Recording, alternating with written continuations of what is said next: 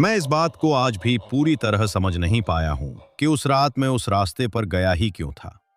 राजस्थान के रेगिस्तान में रातें दिन से बिल्कुल अलग होती हैं।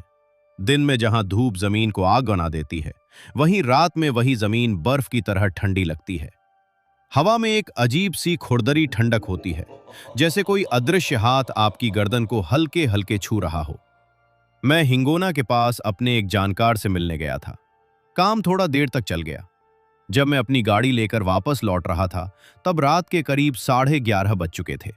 आसमान बिल्कुल साफ था। आधा चांद रेत पर फीकी चांदी जैसा उजाला बिखेर रहा था। मुख्य पक्की सड़क से गांव की तरफ मुड़ते समय मुझे याद आया कि एक पुराना कच्चा रास्ता है जो दूरी थोड़ी कम कर देता है। लोग कहते थे कि वो रास्ता अब इस्तेमाल में नहीं है, लेकिन वजह कोई साफ नहीं बताता था। मैंने पहले कभी उस रास्ते से जाने की हिम्मत नहीं की थी, पर उस रात पता नहीं क्यों मैंने गाड़ी मोड़ दी। जैसे ही मेरी गाड़ी कच्चे रास्ते पर चढ़ी, टायरों के नीचे रेत और कंकड़ की आवाज गूंजने लगी। हेडलाइट की रोशनी के अलावा चारों तरफ गहरा अंधेरा था। दूर कहीं कोई घर, कोई रोशनी, कोई इंसान नहीं, बस मैं, मेरी गाड़ी और सन्नाटा। रेगिस्तान का सन्नाटा अलग होता है। वो खाली नहीं होता, वो भरा होता है किसी अनदेखी मौजूदगी से। मैंने रेडियो ऑन करने की कोशिश की, सिर्फ खरखराहट, कोई सिग्नल नहीं। मैंने खुद से कहा, कुछ नहीं है, बस पुराना रास्ता है, डरने की क्या बात है। लेकिन अंदर कहीं एक बेचैनी थी। करीब 10 मिनट चलने के बाद मुझे वो दिखाई दी। एक टूटी हुई हवेली, रेत के बीचों बीच खड़ी, जैसे किसी ने समय को रोककर उसे वहीं छोड़ दिया हो। ऊंची जर्जर दीवारें, आधा गिरा हुआ मुख्य दरवाजा, खिड़कियों में काली खाली जगहें, जैसे कोई बिना पलक झपकाए मुझे देख रहा हो। मैंने कभी इस हवेली के बारे में सुना नहीं था, कम से कम मुझे याद नहीं। गाड़ी की हेडलाइट सीधे हवेली के मुख्य दरवाजे पर पड़ रही थी, और तभी मैंने कुछ अजीब महसूस किया। हवा अचानक रुक गई। अभी तक जो हल्की सर्द हवा चल रही थी, वो एकदम से थम गई, जैसे किसी ने पूरे इलाके की सांस रोक दी हो। मेरे हाथ अपने आप स्टीयरिंग पर कस गए। बस निकल जा यहां से, मैंने खुद से कहा। मैंने एक्सेलरेटर दबाया, लेकिन गाड़ी आगे नहीं बढ़ी। इंजन चल रहा था, आवाज आ रही थी, लेकिन गाड़ी जैसे जमीन में धंस गई हो। मैंने दोबारा कोशिश की, कुछ नहीं। उसी वक्त मेरी नजर हवेली के ऊपरी हिस्से पर गई। ऊपर की टूटी बालकनी में कुछ हिला, बहुत हल्का, जैसे कोई पर्दा हिला हो, लेकिन वहां कोई पर्दा नहीं था। मैंने खुद को समझाया, हवा होगी, लेकिन हवा तो अभी रुकी हुई थी। मेरे सीने में धड़कन तेज हो गई। मैंने दरवाजा खोलकर बाहर उतरने का फैसला किया। शायद टायर रेत में फंस गए हों। जैसे ही मैंने गाड़ी का दरवाजा खोला, एक ठंडी लहर मेरे चेहरे से टकराई। इतनी ठंडी कि मेरी सांस कुछ पल के लिए अटक गई। रेत पर मेरे कदमों की आवाज साफ सुनाई दे रही थी। मैंने नीचे झुककर टायर देखे। वो रेत में नहीं धंसे थे, सब ठीक था। फिर गाड़ी क्यों नहीं चल रही थी? उसी समय मेरे पीछे से हल्की सी आवाज आई, खट, जैसे कोई लकड़ी का दरवाजा धीरे से हिला हो। मैंने धीरे धीरे सिर घुमाया। हवेली का मुख्य दरवाजा, जो आधा टूटा हुआ और टेढ़ा लटका हुआ था, अब पूरी तरह खुला हुआ था। मैंने साफ देखा था, वो आधा बंद था, अब वो पूरा खुला था। अंदर घुप अंधेरा, ऐसा अंधेरा जिसमें हेडलाइट की रोशनी भी अंदर तक नहीं जा पा रही थी। मेरे गले में सूखापन बढ़ गया। शायद हवा, मैंने फिर खुद को समझाया, लेकिन हवा नहीं चल रही थी, बिल्कुल नहीं। और तभी मुझे लगा जैसे हवेली के अंदर बहुत गहराई में कोई खड़ा है, कोई जो मुझे देख रहा है। मेरी आंखें अंधेरे को भेदने की कोशिश कर रही थीं, और तभी मुझे दो बेहद हल्के, फीके से सफेद धब्बे दिखे ऊंचाई पर, जैसे आंखें। मैं जम गया। मेरे पैरों ने हिलने से इनकार कर दिया। वो दो धब्बे स्थिर थे, न झपकते हुए न हिलते हुए, बस मुझे देखते हुए। मेरी सांसें तेज हो रही थीं। मैंने पलक झपकी, 1 सेकंड के लिए नजर हटाई, और जब दोबारा देखा, वो धब्बे गायब थे। अंदर फिर सिर्फ अंधेरा था, गहरा, ठंडा, निगल लेने वाला अंधेरा। अचानक मेरी गाड़ी का हॉर्न अपने आप बज उठा, तेज, लगातार। मैं बुरी तरह चौंक गया। मैंने पीछे मुड़कर देखा। गाड़ी के अंदर कोई नहीं था, लेकिन हॉर्न लगातार बज रहा था और उसी आवाज के बीच मुझे साफ सुनाई दिया, हवेली के अंदर से धीमी, बहुत धीमी, बहुत धीमी हंसी। ऐसी हंसी जो इंसानी लगती है पर पूरी तरह इंसानी नहीं होती। मेरे पूरे शरीर में सिहरन दौड़ गई। उस रात मुझे पहली बार लगा कि मैंने सिर्फ एक पुराना रास्ता नहीं चुना था, मैंने कुछ और चुन लिया था, कुछ जो अब मुझे जाने नहीं देना चाहता था। गाड़ी का हॉर्न अचानक बंद हो गया, इतनी अचानक कि सन्नाटा पहले से भी भारी लगने लगा। मेरे कानों में अब सिर्फ मेरी अपनी धड़कन थी, धक धक धक। मैं कुछ सेकंड तक वहीं खड़ा रहा, न गाड़ी की तरफ बढ़ पाया, न हवेली से नजर हटा पाया। फिर मैंने हिम्मत करके गाड़ी का दरवाजा खोला और अंदर बैठ गया। हाथ कांप रहे थे। चाबी घुमाई, इंजन स्टार्ट।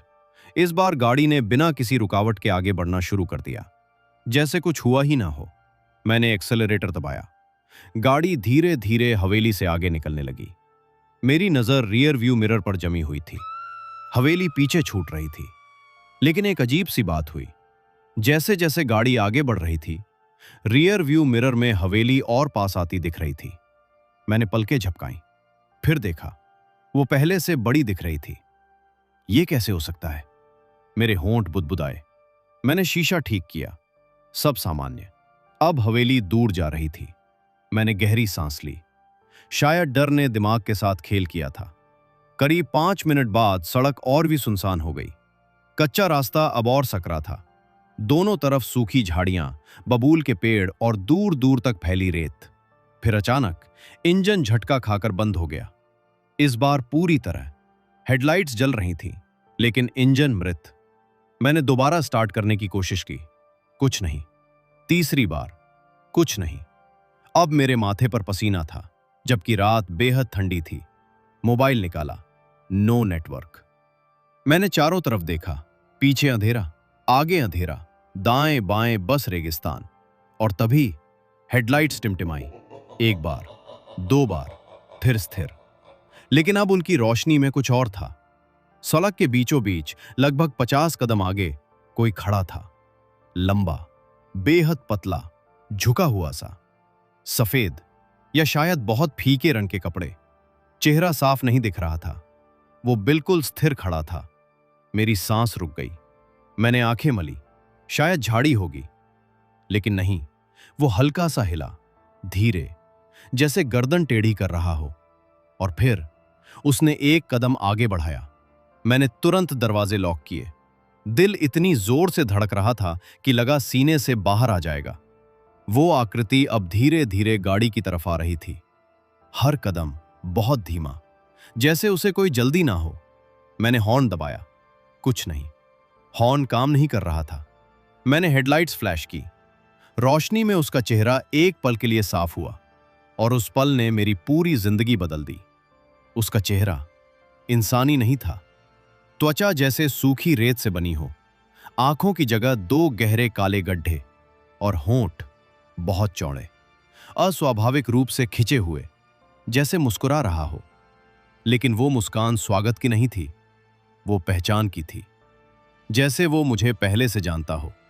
मैंने फिर चाबी घुमाई, इंजन खांसा, 1 बार, 2 बार, फिर स्टार्ट हो गया। मैंने बिना 1 सेकंड गवाए एक्सेलरेटर दबाया। गाड़ी झटके से आगे बढ़ी। वो आकृति अब ठीक सामने थी। मैंने सोचा टक्कर हो जाएगी, लेकिन गाड़ी उसके आर पार निकल गई, जैसे वो धुआं हो या परछाई।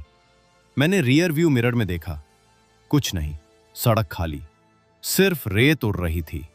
मेरी सांसें टूट रही थी। ये सच नहीं है, ये सच नहीं है, मैं खुद से दोहरा रहा था। करीब 1 किलोमीटर आगे जाकर मुझे एहसास हुआ, सड़क पहचान में नहीं आ रही थी। मैं इस रास्ते को जानता था, लेकिन यहां ये मोड़ पहले कभी नहीं था। मैंने ब्रेक लगाया, चारों तरफ देखा, और मेरी रीढ़ में बर्फ उतर गई। मैं फिर उसी हवेली के सामने खड़ा था। वही टूटा दरवाजा, वही जर्जर बालकनी, वही अंधेरा। मैंने पीछे मुड़कर देखा। जो रास्ता मैं अभी आया था, वो वहां था ही नहीं, बस रेत, सपाट, जैसे कोई सड़क कभी थी ही नहीं। मेरे गले से आवाज नहीं निकली। मैं समझ गया था, मैं रास्ता नहीं भटका था, मुझे वापस लाया गया था। और इस बार हवेली का दरवाजा पहले से ज्यादा खुला था। अंदर से हल्की सी पीली रोशनी आ रही थी और उस रोशनी में मुझे साफ दिखा, दरवाजे के अंदर फर्श पर मेरे ही जूते के निशान, ताजा, अंदर की तरफ जाते हुए। मेरे हाथ स्टीयरिंग पर जमे रह गए। मैंने हवेली के अंदर कदम नहीं रखा था, तो फिर ये निशान किसके थे? और तभी गाड़ी की पिछली सीट से बहुत धीमी आवाज आई, अब आ ही गए हो तो अंदर चलो। मेरी गर्दन जड़ हो गई। मैं अकेला नहीं था। उसकी उंगलियां लंबी, अस्वाभाविक, जैसे छूते ही हड्डियां जम जाएं। और तभी ऊपर वाली मंजिल से एक और आवाज आई, इस बार अलग, भारी, गुस्से से भरी, जैसे कोई और भी वहां था और उसे यह पसंद नहीं आया कि मैं यहां हूं। वो आकृति रुक गई। उसकी मुस्कान कुछ पल के लिए गायब हुई। उसने धीरे धीरे सिर ऊपर की ओर घुमाया और पहली बार उसके चेहरे पर डर था। मैंने समझ लिया, इस हवेली में सिर्फ एक चीज नहीं है, और जो ऊपर है वो शायद उससे भी ज्यादा भयानक है। मैंने अपनी आंखें जोर से मली। सारा शरीर कांप रहा था। हवेली की हवा अब जमी हुई लग रही थी। मेरे कानों में अभी भी वही आवाज गूंज रही थी, चलो जहां मुझे छोड़ा था। मैंने हिम्मत जुटाई और धीरे धीरे सीढ़ियों की ओर बढ़ा।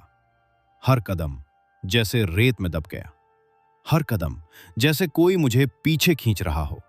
सीढ़ियां चरमराई। कदमों की आवाज मेरे कानों में कई गुना बढ़कर गूंज रही थी। ऊपर वाला कमरे का दरवाजा खुला था। पीली मंद रोशनी भीतर से टिमटिमा रही थी।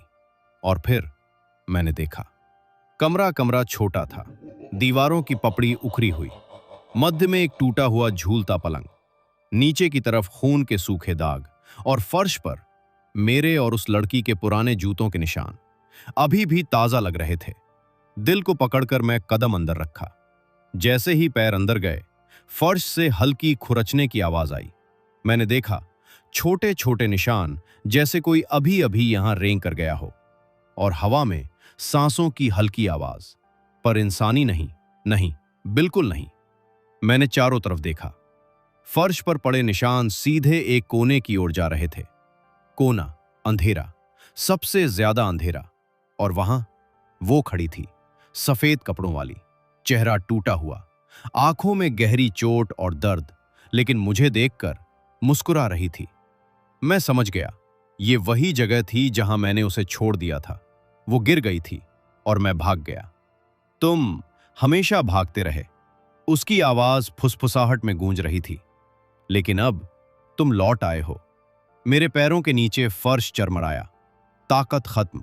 मैं घुटनों के बल गिर पड़ा। फिर वो आगे बढ़ी, धीरे। हर कदम के साथ कमरा भारी होता गया। हवा ठंडी ठंडी, गहरी और स्थिर। उसने हाथ बढ़ाया मेरी ओर, और उसी पल मैंने पीछे देखा। कमरे का दरवाजा अब अचानक बंद हो गया।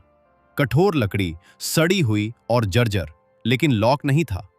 फिर भी बाहर जाने का रास्ता गया। मैं अब फंस चुका था पूरी तरह। और तभी फर्श के निशान अचानक हिलने लगे, जैसे कोई अदृश्य शक्ति उन्हें खींच रही हो। और फर्श पर जो निशान थे वो धीरे धीरे मेरी ओर बढ़ने लगे। मेरी सांस तेज, हवा स्थिर। कमरे में सिर्फ मैं और वो, और निशान जो मुझे घेर रहे थे। तुम हमेशा भागते रहे, लेकिन अब कोई रास्ता नहीं। उसने मुस्कुराया, लेकिन ये मुस्कान अस्वाभाविक, भयानक और निश्चित थी। मैंने देखा, फर्श पर निशान अब सीधे मेरे पैरों को घेर चुके थे, जैसे मुझे फंसाने के लिए बनाए गए हों। और ऊपर से वो आकृति जो पहली मंजिल पर थी, अब कमरे में झांक रही थी। दो अलग अलग मौजूदगियां, एक खड़ी मेरे सामने, एक ऊपर, और मैं बीच में, सिर्फ अंधेरे के बीच में। मेरे मन में एक सवाल बार बार गूंज रहा था, क्या मैं यहां से वापस जा पाऊंगा? और तभी दरवाजे के पीछे से एक आवाज आई। नहीं, ये इंसानी नहीं थी। ये वही थी जो सड़क पर मुझे खींच रही थी, धीमी, धीरे। तुम्हारा इंतजार खत्म नहीं हुआ है। मेरे गले में आवाज अटक गई, दिल उछल गया। और फर्श पर जो निशान थे वो अब सिर्फ मेरे पैरों के नीचे नहीं, बल्कि सीधा मेरे अंदर तक फैल रहे थे। मैं घुटनों पर पड़ा रहा, सांसें टूट रही थीं, हवा स्थिर, लेकिन अब कमरे की दीवारें हिल रही थीं। पहले हल्की हल्की, फिर तेज, जैसे पुरानी लकड़ी सांस लेने लगी हो। फर्श, निशान और हवेली की दीवारें सब सजीव लग रही थीं। मैंने पीछे देखा। दरवाजा जो बंद था अब हल्का सा खुल रहा था, लेकिन बाहर अंधेरा था, कोई रास्ता नहीं। और तभी फर्श पर निशान एक साथ मेरी ओर बढ़ने लगे। सिर्फ पैरों के निशान नहीं, अब हाथों के निशान भी दिखाई देने लगे, जैसे कोई फर्श से खड़ा होकर मुझे पकड़ने की कोशिश कर रहा हो। और निशान हल्की हल्की चमक छोड़ रहे थे। मैं हिल नहीं पा रहा था, सारा शरीर सुन्न, लेकिन ऊपर वाली आकृति अब धीरे धीरे सीढ़ियों से नीचे उतर रही थी। हर कदम पर कमरे की दीवारें चरमराती थीं, लंबी, असली, जीवित।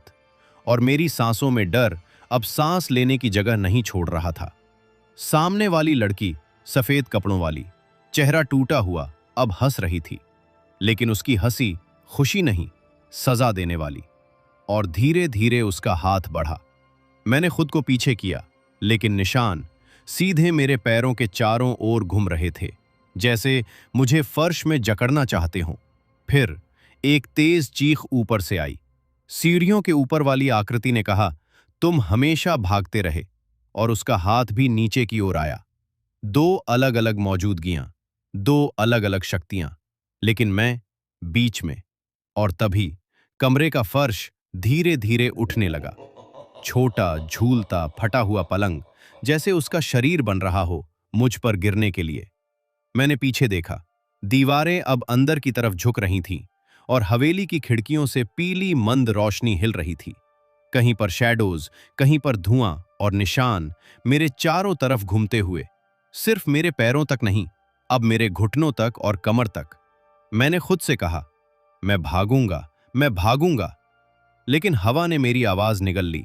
और वो लड़की, उसने फुसफुसाते हुए कहा, अब तुम कहीं नहीं जाओगे, तुम्हारा इंतजार खत्म हो गया है।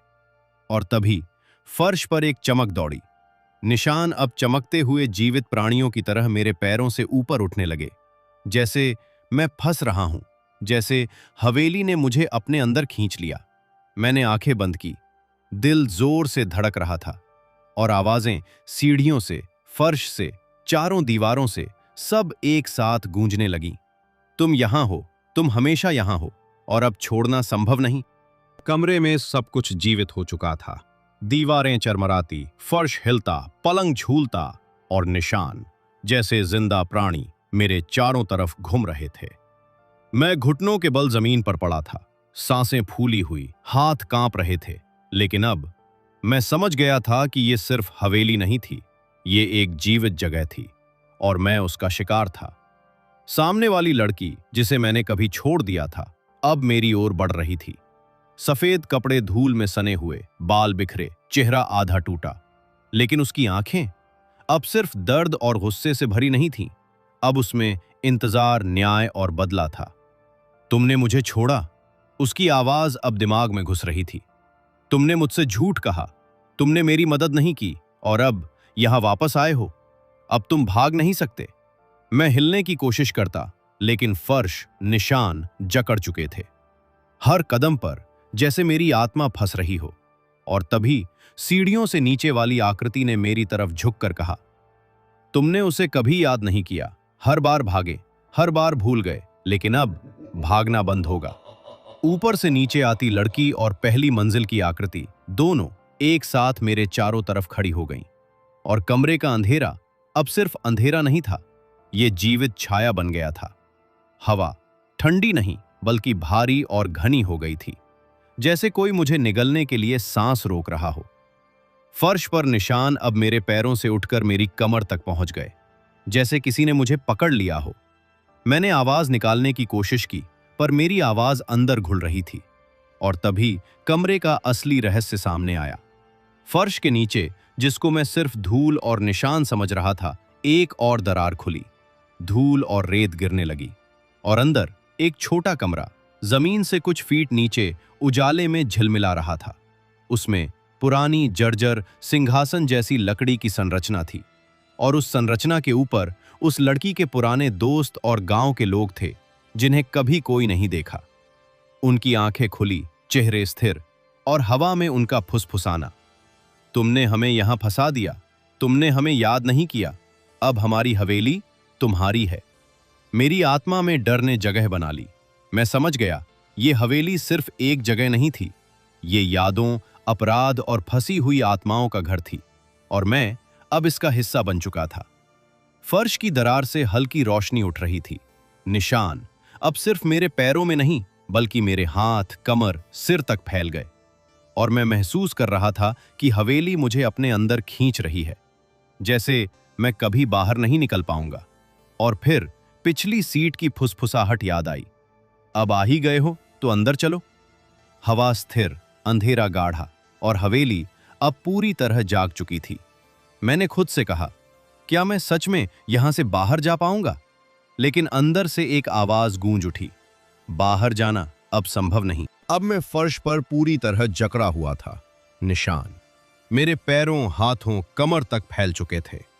कमरा जीवित था, दीवारें चरमराती, फर्श हिलता, हवेली की खिड़कियां झुलसती, और हवा अब सिर्फ ठंडी नहीं थी, वो भारी, घनी और खून जैसी गंध वाली बन चुकी थी। ऊपर वाली आकृति, वो पहली मंजिल वाली, अब कमरे में पूरी तरह उतर चुकी थी। लंबी, पतली, हड्डियों जैसी टेढ़ी छाया। उसकी आंखें सफेद, खाली, जलती हुई मुझे घूर रही थीं। और सामने वाली लड़की, चेहरा टूटा हुआ, आंखें आंसुओं से भरी, मुस्कान जकड़ी हुई। दोनों ने मेरे चारों तरफ घेरे बना लिए। फर्श पर निशान अब सिर्फ पैरों के निशान नहीं थे, ये सिर्फ मेरी आत्मा को पकड़ने वाले प्राणी बन चुके थे। मुझे महसूस हुआ, जितना मैं हिलता हूं उतना ये निशान और मजबूत होते हैं, जैसे हवेली मेरी सांसों और हर हल्की धड़कन को खींच रही हो। मैंने पीछे देखा, दरवाजा खुला नहीं, सीढ़ियां हवा और अंधेरे में समा गई, अब कोई रास्ता नहीं था। फिर हवा में आवाज गूंजी, न इंसानी न सामान्य, तुम हर बार लौटते रहें, अब तुम हमारे साथ रहोगे। मेरे मन में सैकड़ों सवाल दौड़ने लगे। मैं भाग सकता हूं, सच दिख सकता है, लेकिन निशान अब मेरी आत्मा में समा चुके थे। मैंने आखिरी कोशिश की, अपने हाथ और पैरों से फर्श खरोचने की, लेकिन निशान जकड़े रहे, जैसे फर्श मेरे हिस्से की जमीन बन गया हो। और तभी कमरे की दूसरी तरफ से हल्की हल्की रोशनी टिमटिमाई। सिर्फ एक जगह, वो जगह जहां मैंने सालों पहले उस लड़की को छोड़ दिया था। वो जगह अब मेरी दुनिया बन गई थी, और हवेली हंस रही थी। हंसी दीवारों, फर्श, हवा और मेरे खून में। अब तुम हमेशा हमारे बीच हो, हमारी यादों और हमारे दर्द में।